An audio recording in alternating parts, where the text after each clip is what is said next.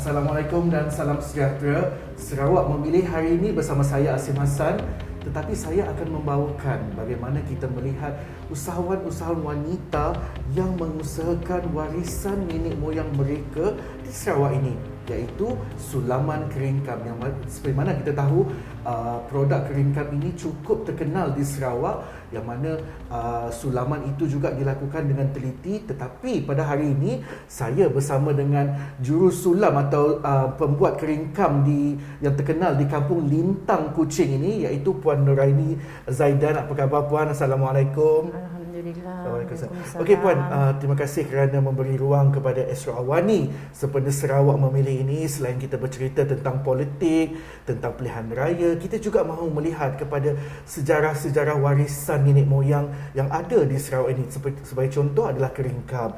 Seperti mana kita tahu, Puan pun sudah lama dalam industri membuat keringkam. Mungkin Puan boleh cerita sedikit, Puan Nuraini mungkin boleh cerita sedikit bagaimana Puan menceburi bidang keringkam ini, dan apa sebenarnya keringkam itu, Puan? Makcik ni dah buat keringkam ni dah 45 tahun. Dari kecil dah buat keringkam, turun daripada nenek dan makcik. Jadi sekarang makcik dah pernah mengajar menyulam keringkam dan mengambil tempahan yang banyak lah. Jadi pengalaman makcik ni dah lama dah menyulam ni. Orang selalu bercakap bila Sarawak saja akan ada songket rajang, dan juga kalau perempuan dia memang cantik memakai keringkam. Mungkin sejarah keringkam tu apa, makcik? Mungkin makcik boleh bagi tahu penonton kita kan, sebab kadang-kadang di sesuatu kawasan itu ada keunikan atau keistimewaan atau kaya dengan sejarah sendiri, makcik. Keringkam ni digunakan untuk orang kahwin dan khataman Al-Quran, majlis khataman Al-Quran lah. Jadi keringkam ni terkenal untuk majlis rasmi. Jadi buat masa sekarang keringkam ni makin banyak digunakan di majlis-majlis rasmi, majlis penyampaian anugerah, banyak digunakan. Maknanya macam makcik melihat kepada membuat keringkam itu kan, makcik mungkin boleh cerita dulu. Macam makcik mengatakan membuat keringkam dari seawal usia belasan tahun dulu. Sekarang dah lebih 40 tahun membuat keringkam. Dari mana belajar itu, makcik? Memang minat tu memang ada ke? Mula-mula makcik belajar dari mak. Mula-mula tak ada minat. Jadi mak beritahu kalau tak belajar nanti tak ada orang yang nak mewarisi keringkam ni. Jadi makcik berusahalah membuat keringkam ni sampai menjadi minat sekarang. Masa mula-mula dulu berusia belasan tahun, makcik buat keringkam. Bila mak buat keringkam yang banyak, makcik mungkin yang besar contohnya, makcik mungkin membuat yang kecil saja kan? Makcik gunakan pedangan yang kecil untuk membuat keringkam tu. Jadi lama-lama makcik dah jahitan tu dah makin baik. Jadi makcik dah buat tudung lah. Selendang makcik buat segitiga, makcik buat selayar. So bila melihat kepada keringkam itu, makcik, di setiap motif-motif macam ni kan, keringkam ni mungkin dah berapa lama keringkam ni, makcik? Keringkam ni dah lama. Makcik lagi kecil keringkam ni. Mak yang sulam? Mak yang sulam. I see. Mungkin jadi warna pun dah bertukar. Oh dulu? Cerah lagi. Cerah lagi. Warna. Okey, makcik, di setiap Puan Nuraini, mungkin di setiap keringkam itu ada sulaman kan? Adakah motif-motif di sebalik daripada sulaman? Ada, namanya nama motif-motif tu tampuk pedada, sisinya renda bergunting. Kalau yang macam ni? Ni renda bergunting, tampuk pedada, taburnya tabur bintang, macam-macam nama.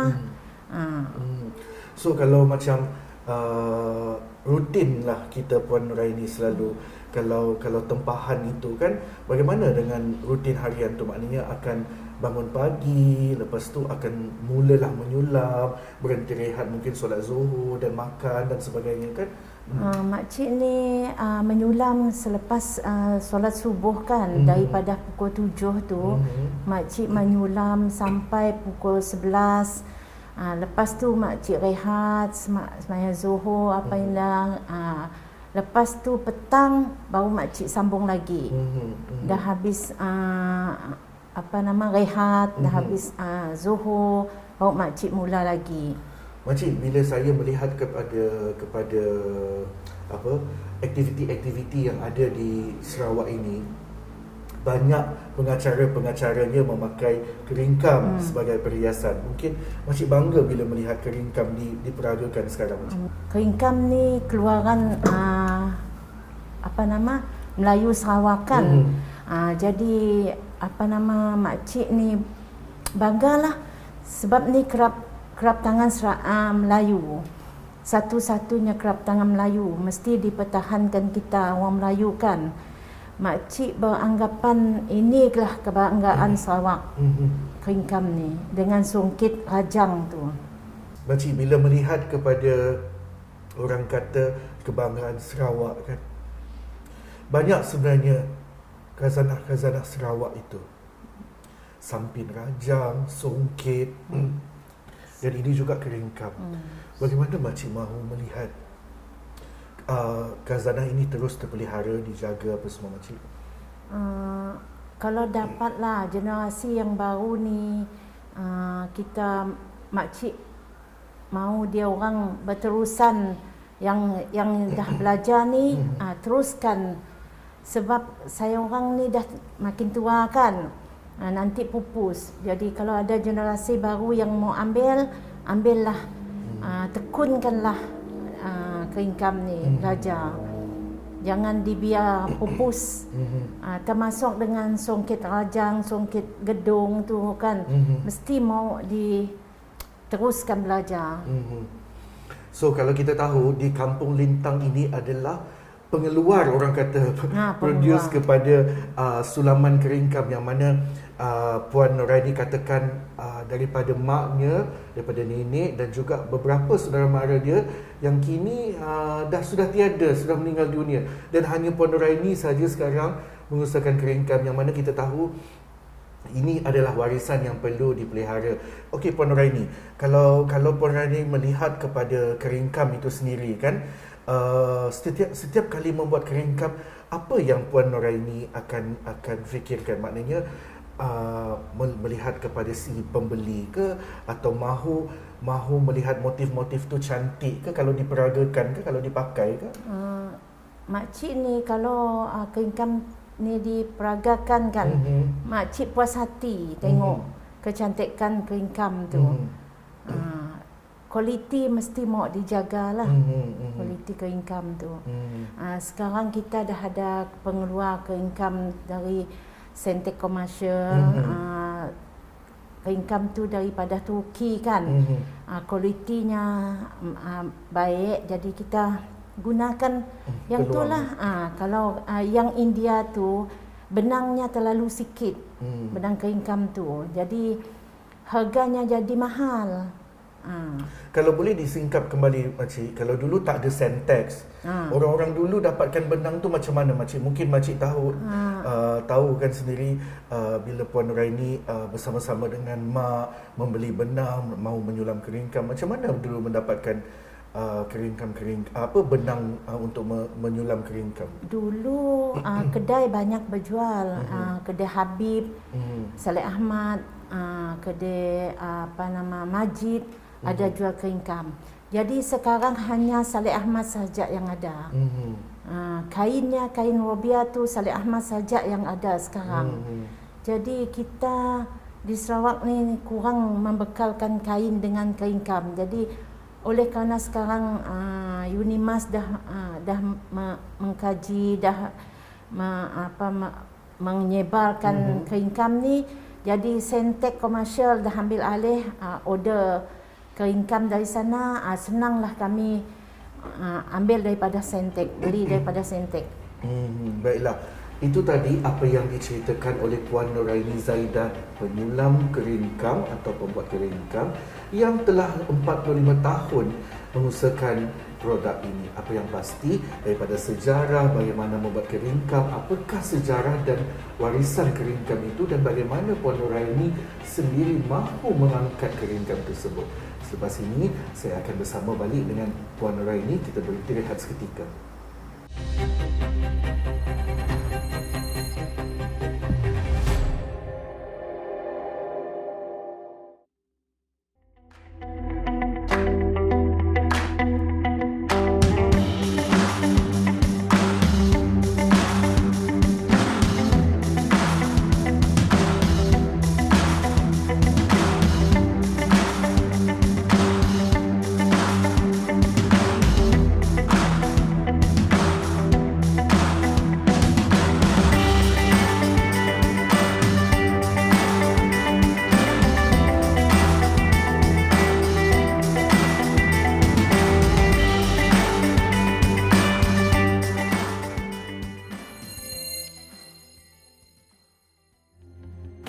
Baiklah, bertemu kembali. Jika tadi saya bersama dengan Puan Nuraini Zaidan dan saya pun tengok ada beberapa hasil keringkam yang beliau sendiri hasilkan, beliau sendiri buat produk keringkam sebagai contoh ini keringkam menggunakan kain apa ni Puan? Ni kain robia. Robia, okey. So dia ada boleh buat kepada tas tangan, anak patung sebagai cenderahati dan sebagainya. Okey Puan, jika tadi kan Puan melihat kita bercerita tentang bagaimana perlunya anak-anak muda ini mewarisi keringkam itu sendiri kan, sebab tak nak dia pupus di telan zaman. Puan pun tahu, Puan katakan tadi di Kampung Lintang ini tidak ramai pun yang ni. So bagaimana Puan melihat Puan melihat kepada peranan anak muda, anak-anak zaman sekarang untuk membuat keringkam Puan? Pandangan makcik, kalau dapatlah kita tubuhkan satu macam dewan untuk dia orang belajar keringkam dengan macam di gedung sana kan dia ada buat bengkel untuk tempat menyulam keringkam. Jadi kalau dapat YB kita sini kan buat satu tempat untuk anak-anak muda ni belajar keringkam. Tapi tak ada sambutan lah, kampung-kampung ni tak ada sambutan. Jadi Sentek Komersial dah ada buat tempat menyulam dekat Sentek.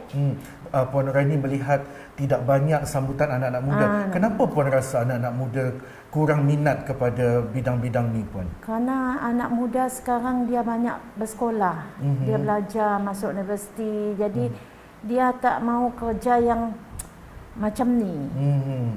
Jadi tak tahulah zaman sekarang ni lain. So tapi Puan betul-betul berharap agar ada anak-anak muda di kampung ini ke atau di mana-mana pun dapat belajar untuk meneruskan khazanah warisan membuat keringkam ni, betul ya Puan? Betul.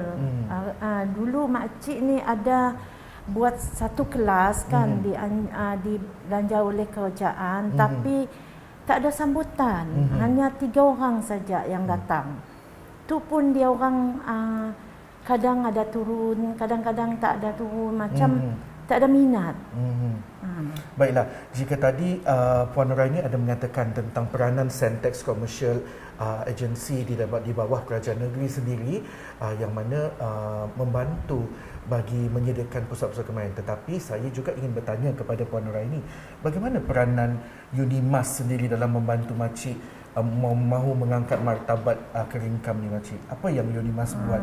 Unimas selalu dulu dia ambil di sini kan, syuting di sini, dia mempromosikan keringkam-keringkam. Baru ada keringkam ni angkat semula.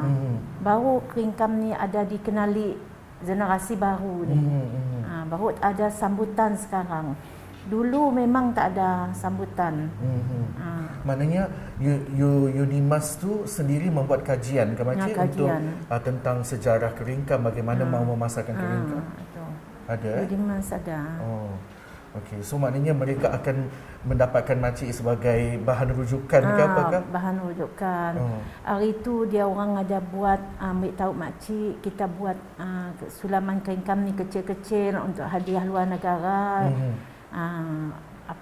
Untuk cenderahati. Jadi baru makcik faham, baru makcik tahu ada yang kita boleh buat macam-macam, kita boleh buat dengan kain kam, bukannya untuk tudung kepala dan selendang sahaja. Jadi sekarang makcik ada buat tas tangan kan. Makcik ada buat anak patung, ada buat baju kebaya, makcik ada buat. Jadi daripada idea Unimas lah makcik ada buat macam tu. Okay. Dulu makcik pernah buat untuk orang kahwin, tapi makcik buat banyak sebab makcik fikir tak ada orang mau membelinya. Jadi sekarang dah semua orang mau. Jadi sebabnya makcik buat baju kebaya. Orang boleh bagi cenderahati, gift makcik. Okey.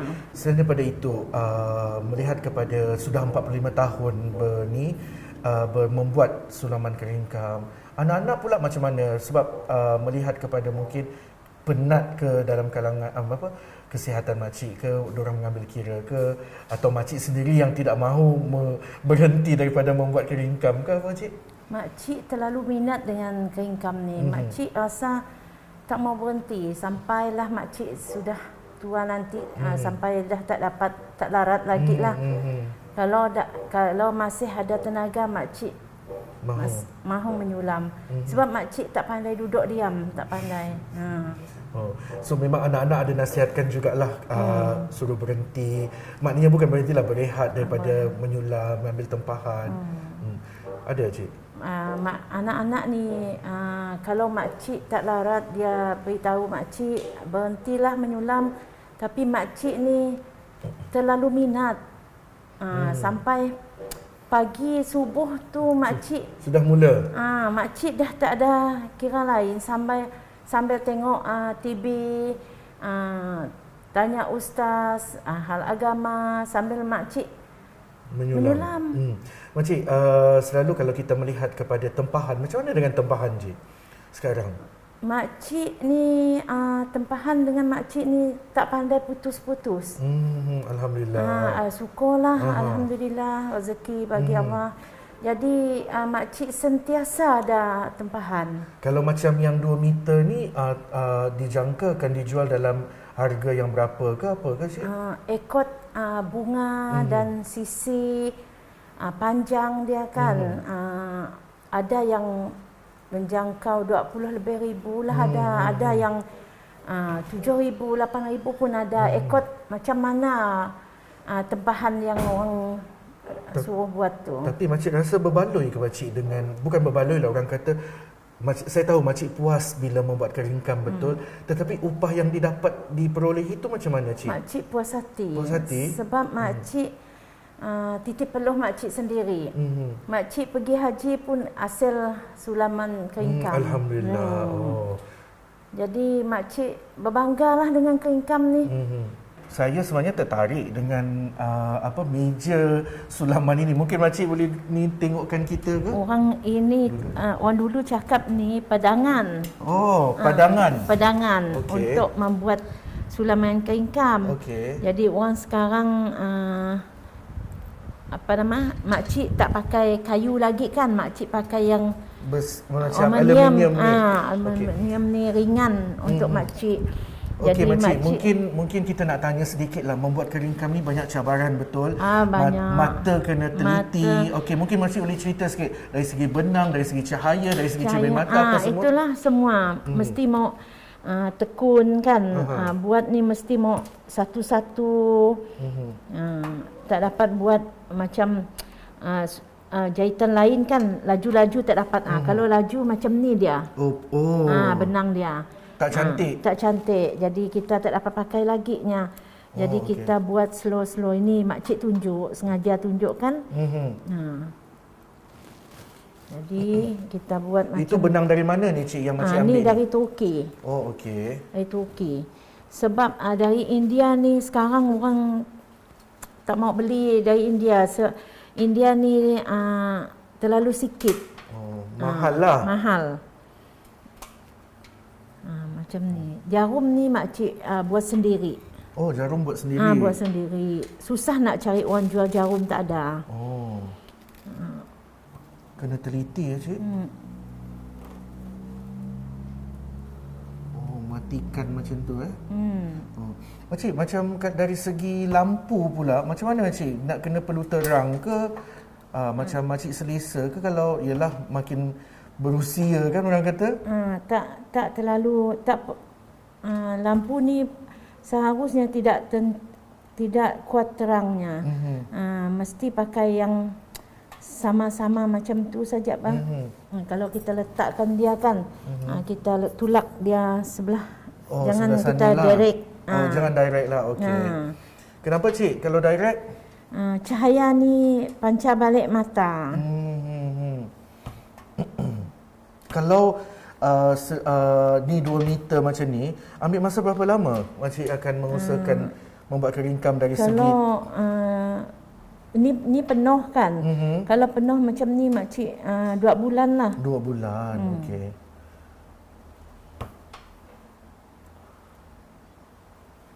Makcik, kalau macam kita melihat sambil-sambil makcik membuat Puan Raini membuat sulaman ni kan, apa yang diharapkan kepada kerajaan yang baru? Macam tadi Puan Raini kata perlu adanya satu pusat kemahiran di Kampung Lintang ni yang memang dulu terkenal, supaya anak-anak muda tu dapat dapat belajar. Mungkin boleh cerita je. Kalau dapatlah kita tubuhkan satu tempat kan, kita buat satu tempat untuk anak muda ni belajar keringkam.